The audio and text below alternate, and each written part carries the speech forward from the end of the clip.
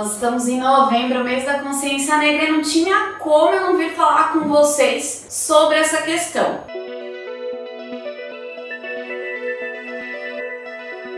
Primeiro eu queria conversar com vocês sobre a questão do preto e do negro. Que eu aprendi com uma amiga minha, não tem nada a ver com a parte jurídica, tá? É só o porquê que eles preferem ser chamados de pretos e não de negros. Quando a gente fala em algo bom, algo positivo, a gente fala preto, tipo grana preta. E quando a gente fala algo negativo, normalmente a gente fala a palavra negro. Por exemplo, buraco negro e mais outras situações que são pejorativas.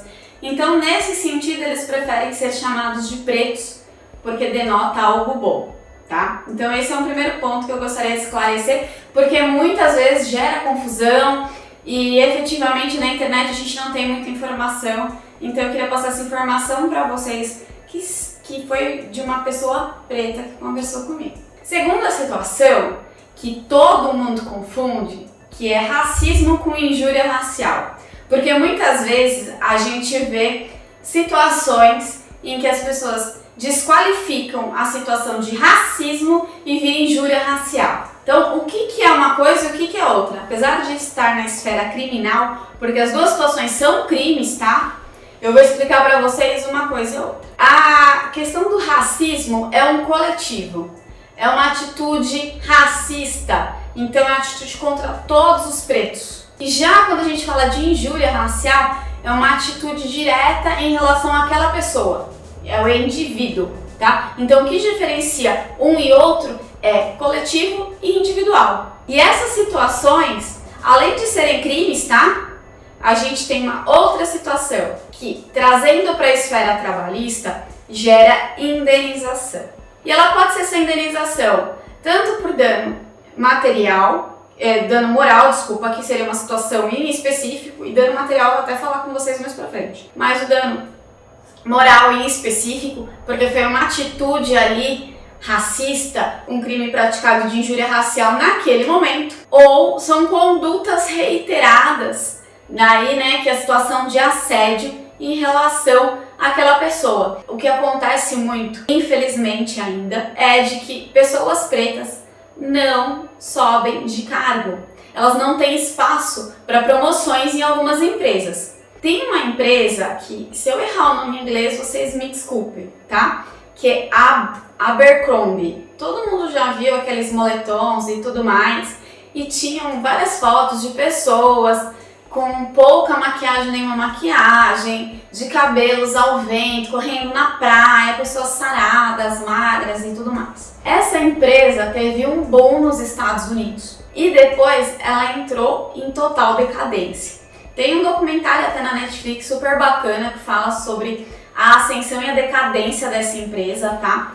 Mas o que eu queria falar com vocês em relação a essa empresa é que ela cometia atos racistas também. Além de praticar gordofobia e outras coisas que seriam matérias para outros vídeos aqui, que não é nosso assunto, mas também tinha atitudes discriminatórias. O único cargo de diretoria que era ocupado por uma pessoa preta era de diretora, se não me engano era diretora ou diretor de igualdade racial, de assuntos de diversidade. O único cargo.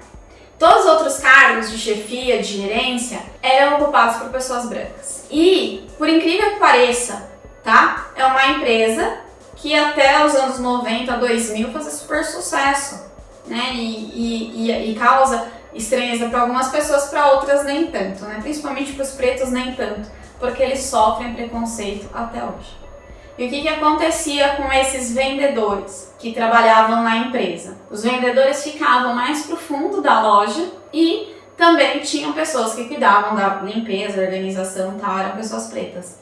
O resto eram todas pessoas brancas, né? Eles faziam também o checklist de acordo com a aparência. Então, uma das coisas também que é importante que hoje a ficha não pode conter situações que podem gerar discriminação, como por exemplo a cor da pele. Em muitas situações não pode conter, tá, gente?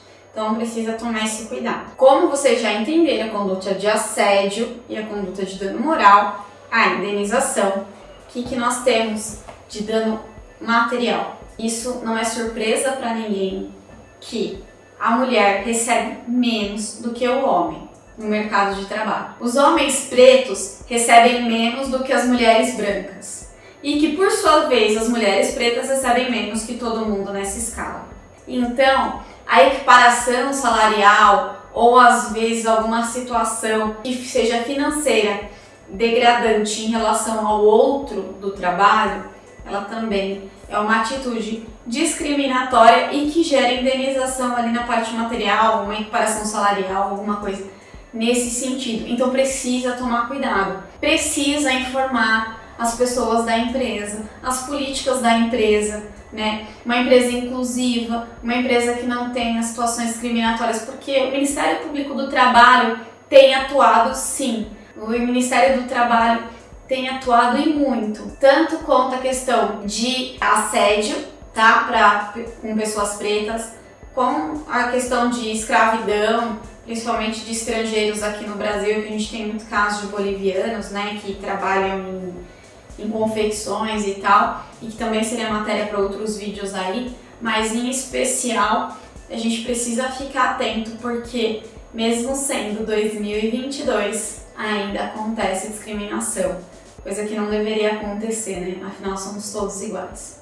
Espero que vocês reflitam sobre isso, sobre todas essas questões, sobre todos esses números, que basta dar um Google que vocês vão ver todos esses números, né? Das questões salariais, da questão de desigualdade, de inclusão, da falta de espaço em cargos de gerência, em cargos diretivos das empresas também. Então, é assim, organize sua empresa, verifique essas questões, porque é muito importante, e não discrimine.